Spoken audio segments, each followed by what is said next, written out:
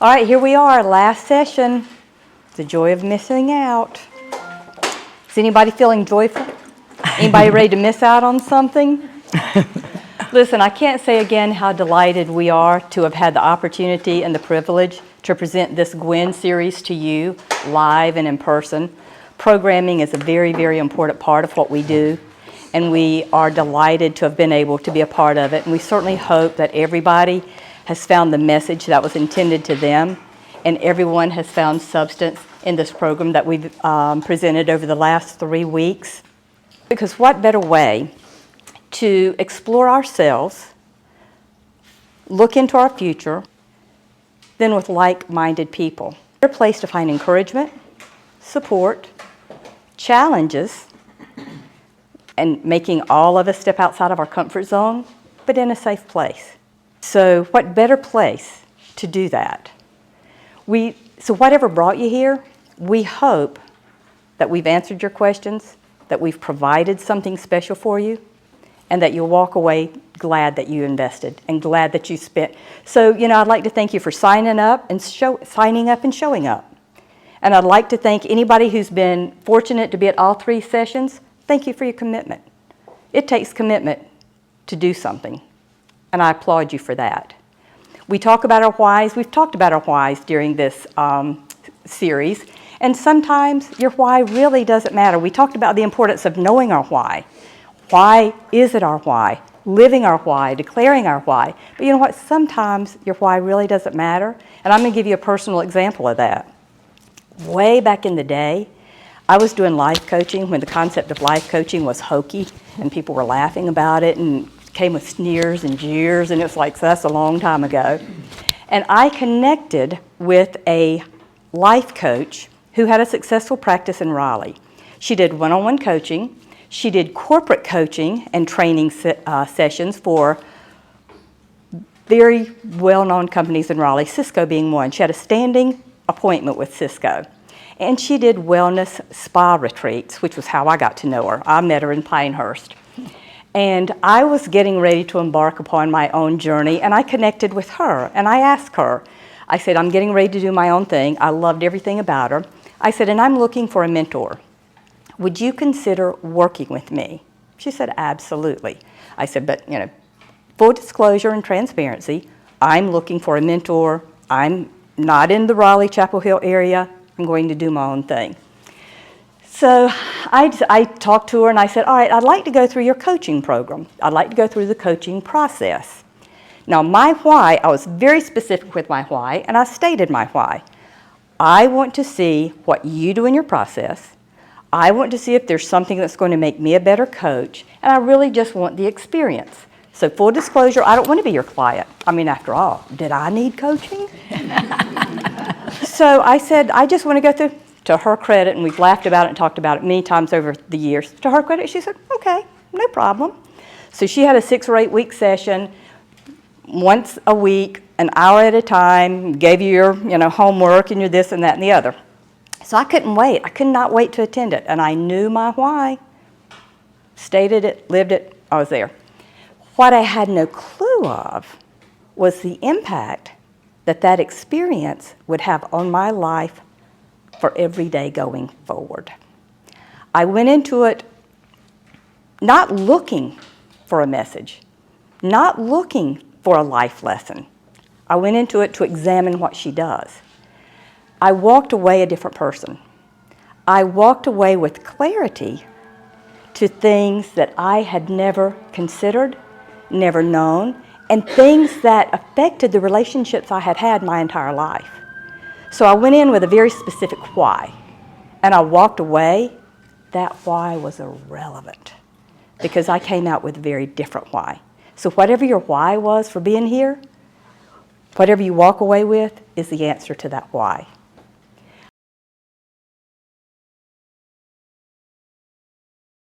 All right, Ms. Donna, thank you for coming. Thank you for having me. And being with us tonight.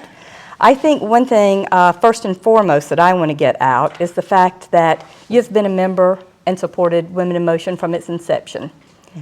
So tell us what Women in Motion means to you.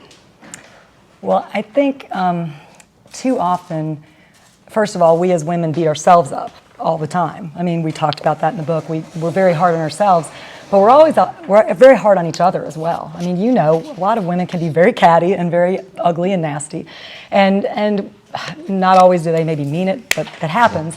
I think in this group of women, the people that I'm meeting with Women in Motion since the beginning, and the mission that we have to just empower each other and to support each other and to just be there to listen. If somebody just says, you know, I just need to talk about this, I don't know what to do, I just want to talk about it. I think that's really the mission that I really just love, and I love the fact that this is a safe space. And if we come in with our makeup messed up, or we had a bad day and we look like we've been run over by a truck or something, I mean, we're not going to judge each other. We're here to just share and to spend some time just laughing and having fun together and supporting each other. Thanks. So.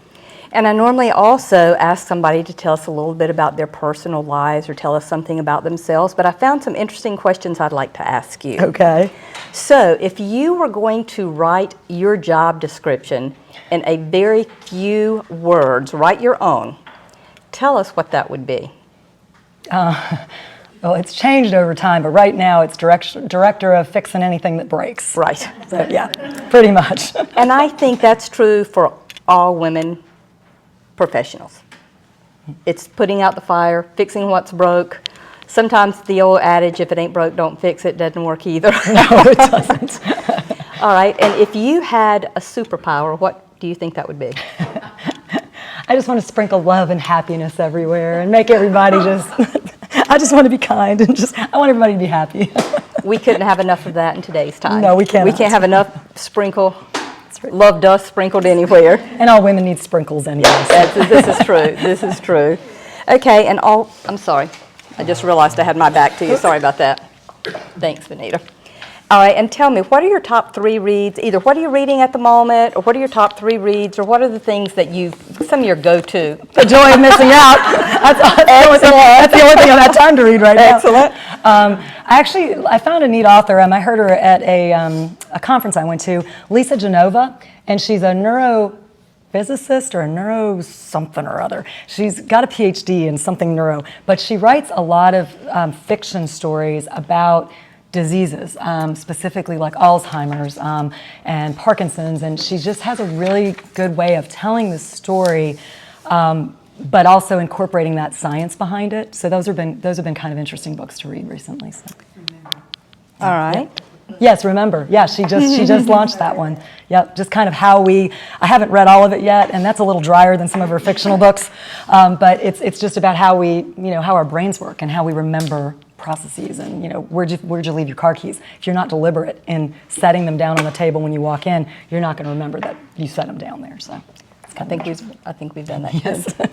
All right, tell us something that people don't know about you, or so often we make snap judgments. We look at people, we look at how they're dressed, we look at how they carry themselves, we know what they do. I said it when we first started, too often we become our career, we are our career, we're identified by our career. Tell us something that someone would not know or think about as it relates to you. I'm probably more introverted than I appear. This is very uncomfortable to me right now. I think as I've gotten older, I've become a little bit more introverted. I think I've changed a little. And I grew up very not with a lot of anything. We struggled through. I've had to work since I was 10, so just worked really, really hard and had large goals, and just kind of just kept on going with that. So. And what would be your dream vacation or your dream travel destination? Right now, I want to go to Italy and like a Mediterranean cruise. I've had friends do that, and they just love that. So that's on the bucket list. You said that you have had challenges over time. Did you grow up in High Point, or what brought you to High Point? Grew up in Illinois, moved around, was in 4 high schools in 3.5 years. So talk about learning how to switch and pivot and learn how to deal with new people. But moved to South when I was like 7th grade. But ended up in this area and went to college at Appalachian and ended up in High Point because of a project that I got involved in. I was in Greensboro as a pharmaceutical rep for 14 years and totally took a chance and opened up the J.H. Adams Inn, and that became a second career. So, how do you feel like some of your experiences molded you, either for your professional outlook or how you would move forward? Probably just the moving around and having to learn how to deal with people, I think got me prepared for some of the things that I've done over the years. I started in pharmaceutical sales out of college and then ran a 30-room inn.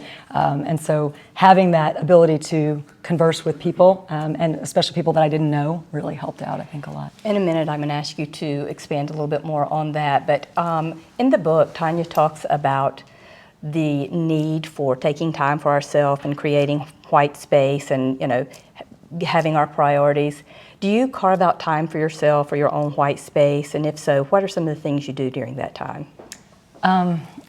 I didn't do very well with white space over the years, but I've got the luxury now of I don't work full time, I work part time, and so I've got more time, but I think, as in the book, I think I feel guilty if I take the time for myself.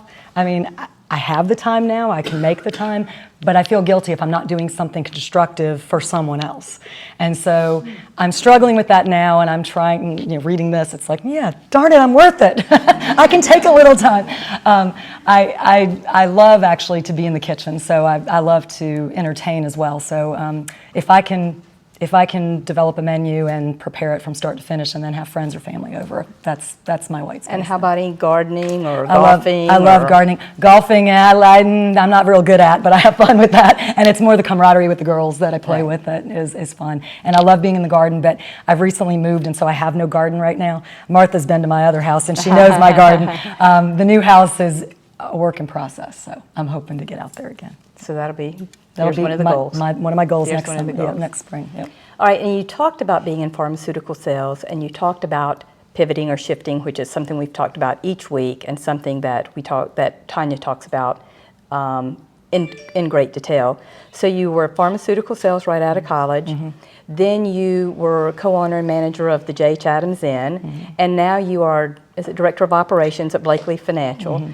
So those are, again, quite varied areas. Yeah. And what motivated you each time to make that pivot, and what did you find beneficial or challenging about that? Wow.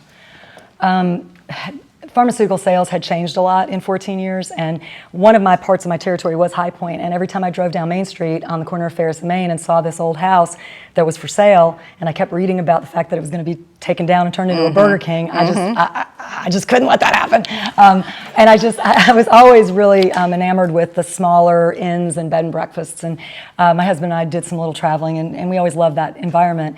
And I went home one day and said, I'm going to write up this business plan. Will you support this? And he said yes. He's probably kicking himself now. But I wrote up a 100-page business plan, did a lot of research. That was before Google was a thing, I think. And so a lot of it was done just in the library and in talking to people and interviewing people. And I couldn't financially do the whole thing on my own, so I went out of my comfort zone and asked for money and found someone that was willing to buy into the project. And so we opened October of 2001, so it opened right after 9/11, which was a whole scary thing in and of itself. I realized how much I didn't know, but I was very committed, and I loved bringing in guests. I loved being a part of their lives, weddings and funerals and baby showers, and I mean, just you name it. People were in High Point for a reason, and they needed a place to stay, and so I made some great friends there. Martha Stewart stayed with us twice. That was before and after her jail sentence, but that's a whole other thing. But I realized how much I didn't know and how much I had to learn, and so it was a great experience. I ran it for about 4 years, and I pivoted again because I started realizing that I was literally sleeping 4 hours a night. Right. I was working, and I had a great staff, but because I'm very hands-on, and I was just a control freak, I guess you could say. I had a certain way I wanted it ran, and I was going to be there through pretty much thick and thin. So I realized health-wise I couldn't sustain that.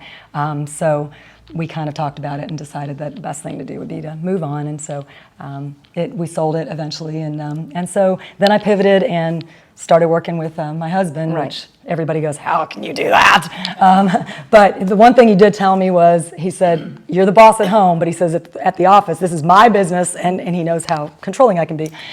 He said, you're not the boss at the office. So I've had to take a step back. Has that been difficult? Yes, and I don't always do a good job of keeping my mouth shut. Yeah. So, Yeah. but yeah, so that was just a pivot point. He needed some help there, Right. just with some of the operational stuff, and so Right.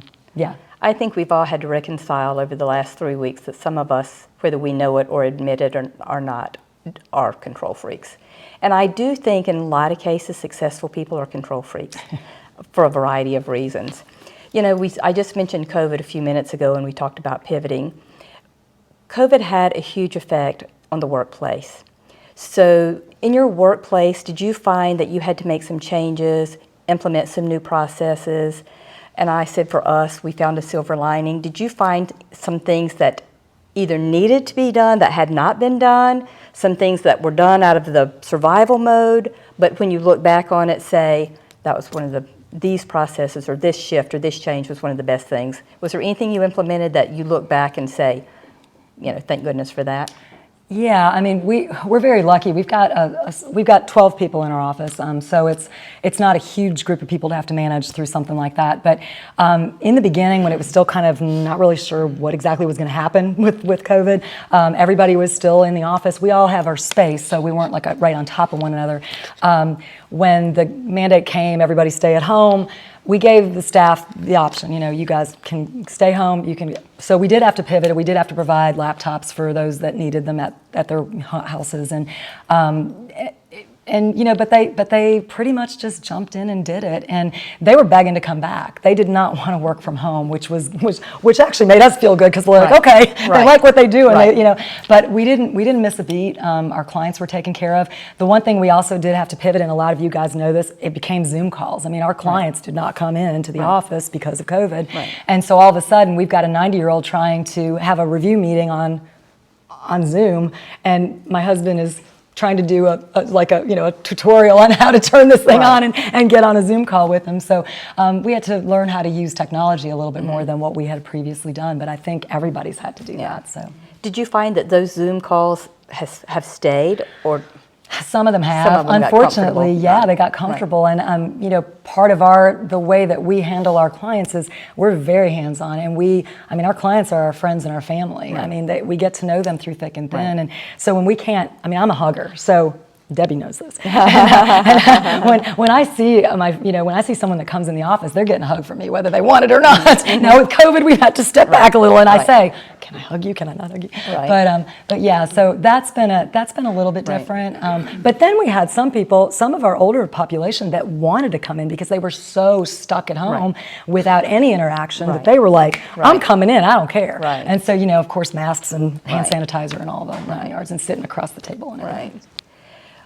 Blakely Financial and you are very involved in the community. So you give back in a big way. Tell us really your involvement in the community, what things you really enjoy and what touches your heart in that process. Well, one of the things that we believed in from the beginning, my husband started our business from scratch 26 years ago, and I do have to tell this story. For the first 5 years, anybody in investment management knows that it takes a while to build a business. And so for the first 5 years, I was still working in pharmaceutical sales, and I had a nice paycheck. And so I was writing child support checks to the ex-wife for the first 5 years of this business. And I did it with a smile. That's true love. That was true love. That was true love. And I love my stepdaughter to death and wouldn't want it any other way. But we joke about that now because, I was the support for that for the first 5 years. But anyway, so I forgot why I said. Sorry, squirrel. Giving back. Squirrel, giving back.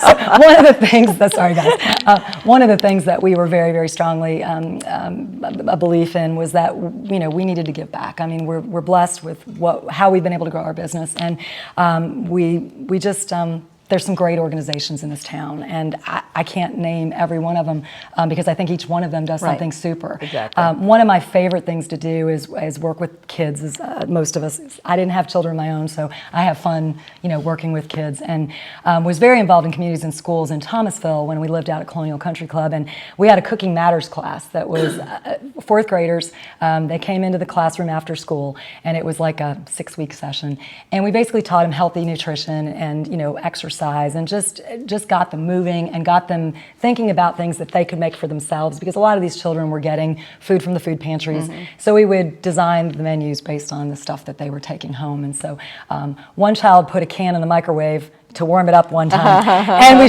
surely put that on the agenda to teach kids not to put tin cans in the microwave. He came home and said, look, he came to school, and he's like, look, there were sparks in the microwave. I was like, what did you do? So luckily there was no fire or anything like that. So that's my favorite stuff. And the Junior League also, we did some crockpot cooking classes for single moms, and anything that has to do with, obviously you guys are getting the food. I like food. I was going to say, because one of your passions in giving back is also one of your passions in love, which is in the kitchen and preparing meals and things of that nature.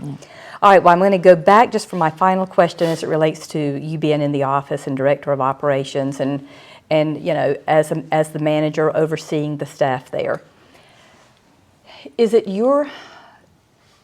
How do you weigh in the area of, as a manager, I am focused on managing my people, managing the task, managing production, output, or outcomes, making sure everything is just so. Do you see that as the greatest role that you're doing in that environment, or do you also believe a good manager is a good mentor? Oh yeah, I think the second part. I think if mentoring someone, I think you're going to get the results. If you're there and if you're supporting them and if you're listening to their needs and if you're encouraging them to go to the next step, take that next securities license exam, they're going to continue to grow and they're going to continue to do the job because they feel like they're being supported. I went through the mentoring program with Women in Motion, and I think before that, I didn't realize I was mentoring people as much as I was, but the mentoring program showed me that, oh, wait a minute, I've been doing that through, in my pharmaceutical world, some of the younger reps I would mentor. At the end, obviously, I had younger people that were working for me that I was mentoring, and currently we've got a young lady that came to us about 5 years ago, and I've been there, kind of just listening, encouraging, that kind of thing with her. So. Well, I think that's probably why everybody wanted to come back to work. Well, thank you. Because that is very important. So I'd like to thank you for spending time with us tonight, for sharing some information, again, sharing some wisdom. I think everybody that we've talked to each week has provided something different for us. I think it's provided something for us to think about, something for us to take away with, and I think it's just made this series more complete. So, Donna, thank you very much. Thank you, Donna. All right, thanks.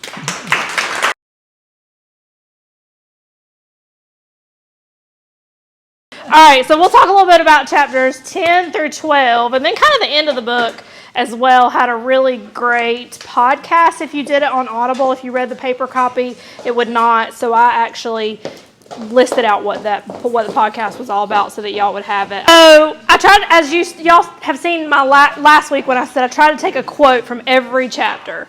So the quote for chapter 10, "The world will see you the way you see you and treat you the way you treat yourself." So that was Beyonce. So think about that for a minute. You got to treat yourself right for the world to treat you right. How does that play into your everyday lives? If you let work control you, they're going to control you, right? It's all about how you control yourself. For me, it's about my calendar. Like, I control my calendar so that you can't control my calendar, because there's too many other people that can affect my calendar. So therefore, I control that. It's in my control. So she talked a lot about when her son started calling her mom instead of mommy. How many of you have had that happen in your life, that you have children and that transition changes? So they, yeah. Or I was going to throw that in there. Or call you your first name. Yeah, that might. Yeah. I have to remind them that they don't get to do that. I am still your mother. So she talks a lot about owning your circus. Overloaded schedules, overpacked weekends, kids' tournaments, everything. And what does she say about that? Why does she say that is what it is. Why? What's the reason for it? It's really about our choices. We're choosing Yes, ma'am. to do those things, and we're convincing ourselves that we don't have the option not to. And I think that also goes back to our stories. What stories are we telling ourselves? That's right. So she says, own your circus. If that's what you want to do, then own it. Yep. So she said, we're controlling all of that. We control how much we pack into that schedule, how much we put on our calendar. We're controlling it. It's up to us. You choose what you want to put on that calendar. You choose your own battle, your own circus. You choose how many things you sign your kid up for. I mean, it's up to you. Doing more won't achieve greater happiness. We're just stretching ourselves paper thin.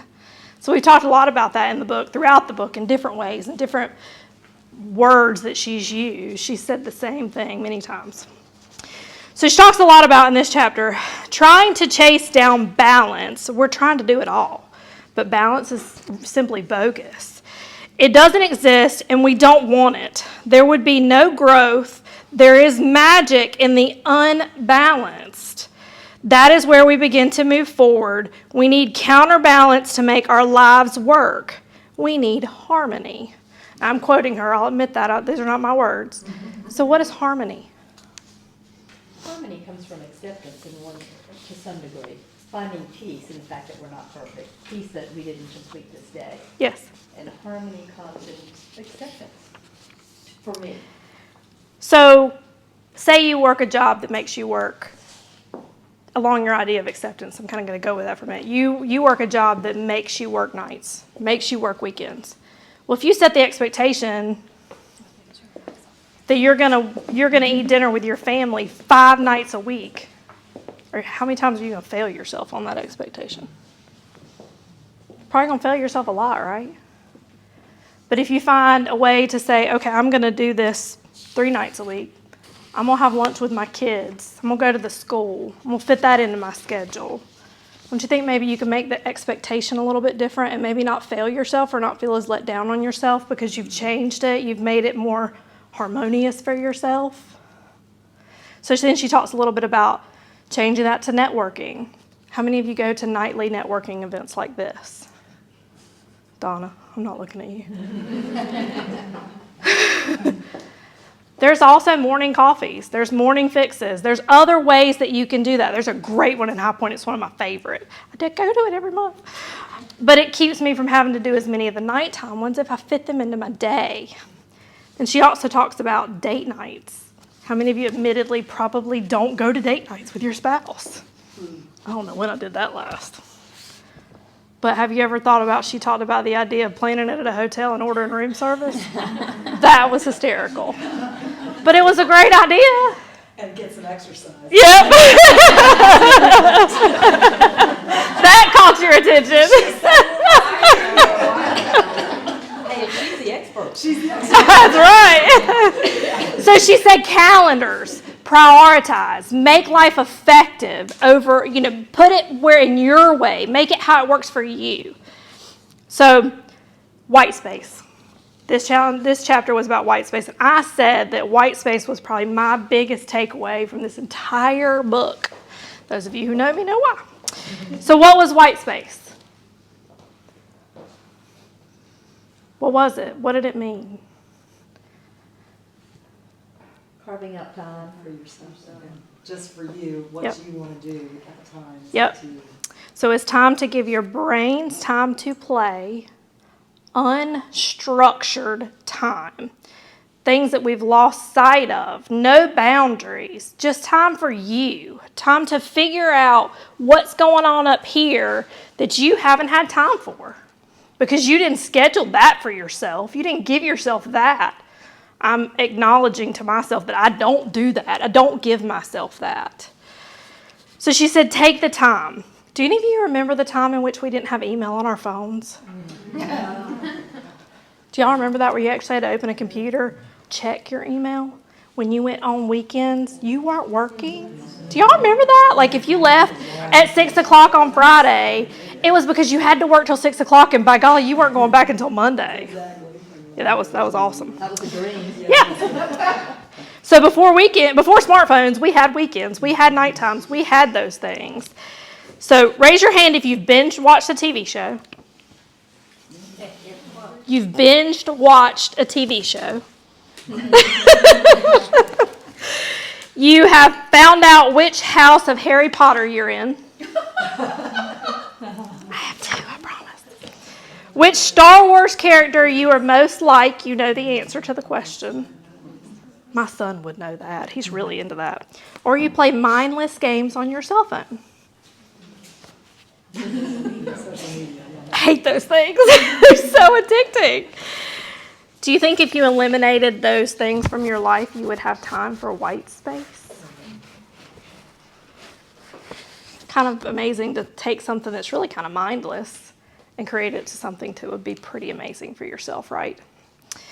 So she talked a little bit about her white space and the no technology, and she took it from all of their kids. It was a big family, like friend vacation, and she said that her kids played games, they laughed, and they had fun because there was no phone in front of them, no iPad, no computer. I don't even know what that exists with my children either, I'm going to be honest with you. White space is learning to walk away from things, being still even, not pampering necessarily, but just allowing creativity. Turn off the phones. Even at work, trust your teams to do what you trained them to do. How many of you are you want to make sure it gets done and you might not trust that they can do it when you walk away? I promise you, I know those people. Well, I have faith in them. You gotta know. I just might have to double check my or just do it. I empathize 100%. So we give, but we feel guilty when we want to take it back. We feel guilty when it's time for us to take some time back for ourselves, because then we feel like maybe we're taking from everybody else, but really we just need to take it. Take the time. It's time for you to recharge. It's time for you to be able to. She said when you take this time, the guilt begins to shout back at you. Even if I like this part, she said if she was sitting with you right now, she would take your hand, look you in the eye, and tell you, when we make time for our own wants and needs, we were able to give the fullest self to the world around us. To be able to be our best to others, I must first bring out the best in me. I cannot give what I do not have. That was a quote from John Maxwell. I'm sorry, I should have told you who the quote was at the end.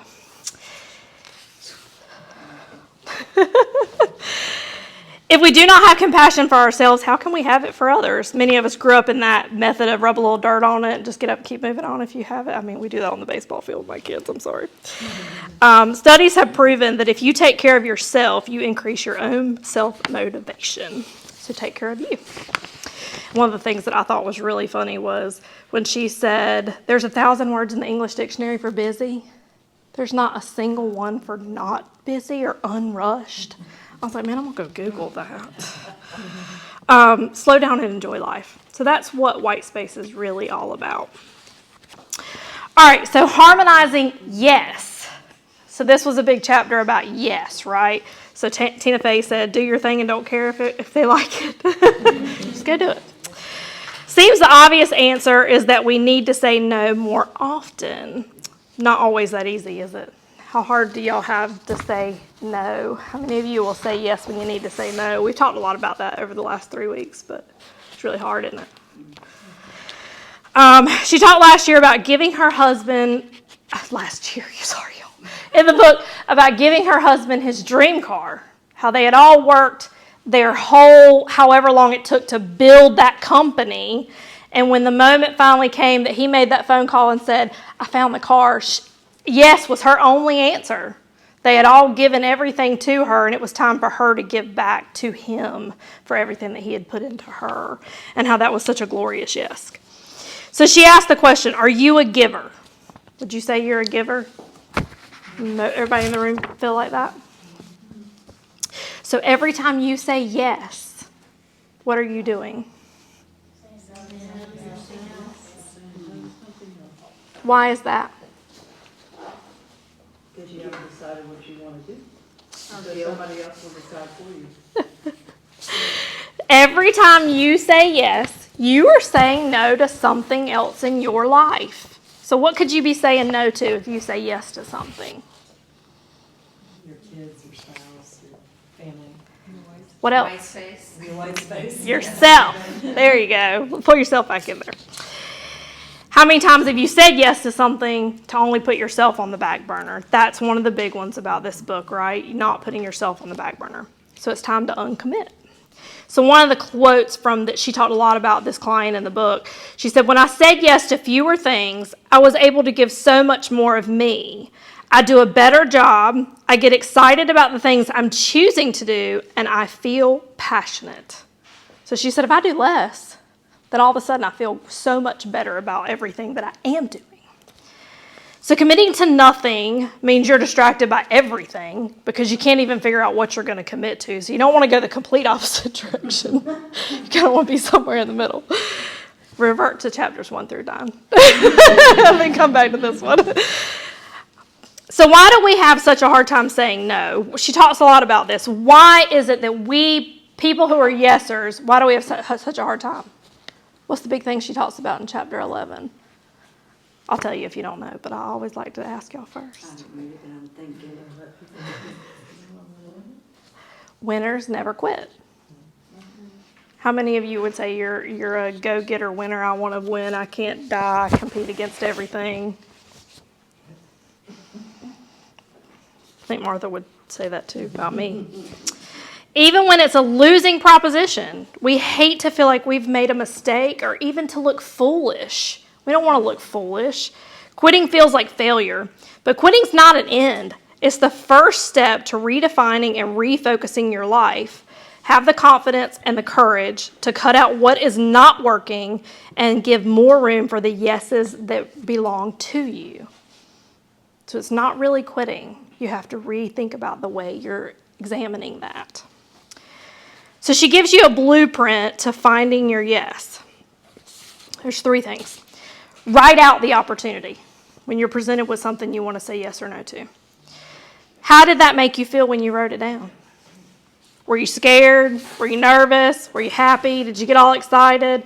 I remember her saying, she said, I was writing it down and sitting there cringing as I wrote it. And I was like, oh, Lord, don't think you need to do that one. Why do you want to take the opportunity? So this is number 2. Is it aligned with your North Star? Are you taking this because it actually meets what you set in chapter 1? Does it align? She said she is, that's where I put I said neon lights. I got ahead of myself. So the 3rd thing is time. And she said she didn't pick time until you've actually decided the first 2 things before she ever talks about the time. Many times we use our packed schedules to try to do something new. We don't let ourselves go try, skydiving because we use the excuse that we don't have time to go skydiving. When in reality, we're just using that as an excuse because we're actually scared to go do it. I don't know, it sounds like a really good one. Most people would be really on the fence about skydiving. But if you don't have time in your life to do it, you're really just pushing chaos into your life. So the art of a solid no. When you say no, what are you doing? You're putting yourself first. You're having quality time with your loved ones. You're having a reasonable workload, and you're being in control of your schedule when you say no. Being kind does not mean putting your priorities last. So remember, you don't have to put you last just to be nice to everybody else. You don't owe everybody an apology for saying no. Just say no. And a sandwich strategy. We did talk a little bit about this last week, but how many of you read the sandwich strategy and understand what the sandwich strategy really is? It's basically compliment, no, compliment. Sprinkle with sugar. Exactly. So somebody comes to ask you to be on a board. I really appreciate you asking. I'm truly flattered. I just don't have the time in my life right now to commit to something like this that would allow me to be what I need to be. But I would love to help you find somebody or recommend somebody to you. And again, I appreciate the opportunity. sandwich. Done. I think that's just, it's a hard thing to do. It was done beautifully to us a few weeks ago. But it is a hard thing to do, I think. But it's definitely a great practice. And the practice is, if you're not careful, you leave the door open for them to either coerce you, guilt you, or just not hear you. Yeah. So if you're not careful, even though you wanted to say no, you left the path of the way. Yeah. And then you walked away and thought, I know I said no, but I'll be there at 7 o'clock next week. So that's what that hard no comes from. It's like no means no. So now I said yes anyway. Okay, so what are things that you want to say no to? And these were examples. The mindless scrolling on Facebook, binge watching TV shows. And if you say no, then you'll have the ability to say yes, to go to dinner with your friends, take a walk with your family, the yoga class you've been dying to try. That might have been better than saying skydiving. The joy of missing out. So that's what she wraps that whole piece into, saying this is what you're missing. This is the joy in your life that you're giving up when you say no to too much. So harmonized life. This is chapter 12, so wrapping it all together. Maya Angelou, you may not control all the events that happen to you, but you can decide to not be reduced by them. So you can't control everything, but you can control how it affects you. Frequency illusion. This was kind of a big topic. How many of you have wanted a car, and then all of a sudden when you want that car, it's parked by you all the time? Or maybe you bought a new one, and then all of a sudden everybody has that car. It's frequency illusion. It's your brain's way of tricking you into seeing things that aren't really there. They were already there to begin with. So she talks a lot about, she started the book with a mindset, and she's going to end it with mindset, because sometimes you can only change your opinions or reactions to things, and you can't control reality, but you can control how you respond to it. Simple as, it's not about being the perfect parent in life. It's about being a really good parent. Those are things that you can control, right? The reality of life is you see all these other parents and you want to be just like them. But in reality, you want to be a good parent. It's not about being the parent who does everything for every kid. It's about raising a responsible child. This is your life, and it's up to you to live it. So the future is yours to write. When you get caught up in focuses on what we are supposed to do, or you keep getting caught in the motions rather than what we need to do. The things like where you say, I will work on the weekends until I get to this point. Or some things will be easier until this point. Or I'll get there when I lose this weight. Things like that. Those run-on sentences that you're just not going to get there. Or you think you're going to get there. Y'all get what I'm saying? Someday is a mirage. And if we keep waiting, the time will never come. There is always something urgent to be done.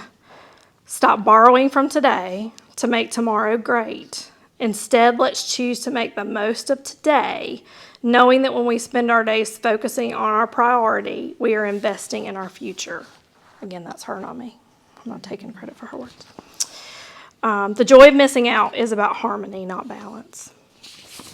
So the conclusion that she talked about at the end of the book, the magic 6 things, there were 6 choices. So it's 6 choices in life.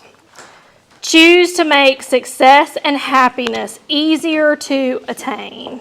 So she said, like, sending an email or a text to praise someone. You know, at the end of a week or an end of the day, send an email to somebody, thanking them, telling them you did a great job today. Telling your husband, I'm looking forward to seeing you when you get home. Things of that nature. Choose to celebrate the failures. They are a springboard for what you need. Each time you fail is a chance to grow. You have more knowledge on the next attempt. So failure is not a bad thing. Failure is just a way to learn and grow the next time around. Choose to find joy in the journey. Don't equate your happiness with an endpoint, the someday syndrome that we just talked about. Being present allows us to notice the stumbling blocks. You shift from mindless doings to enjoying the experience. Choose a different mindset. Your mindset can affect everything in your life, a million different ways. You're wired to scout for bad stuff. We talked about that either week 1 or week 2. The brain is like Velcro for negative and Teflon for good. We worry endlessly, indulge in self-talk. We just constantly try to find ways to find the negative in our life. Start paying attention to the way you can talk yourself up and talk others up. You control your reality, but you can't control your reality, but you can control how you act to it. Choose to find circles that get you and get your purpose. There is so much pressure on us. We feel like we have to keep our failures to ourselves, but we have to seek out support. We need to build each other up, both in trust, for business or personal. There are people that we can go to when we need advice, critiques, or anything, people who you love. They will push you and they will motivate you. Just find your group. Find where you need to be. Choose not to box yourself in. Don't do what's not working. If it's not working, move on. Stop putting resources into it. Your purpose evolves as you learn and grow. Sometimes you have to swim upstream to fulfill what you want done, and sometimes things get uncomfortable, but you have to choose between priority and dreams. Well, I put wear the red lipstick that you secretly love, even if that's what you want to do and you feel like it looks weird. That was the 6 things at the end of the book.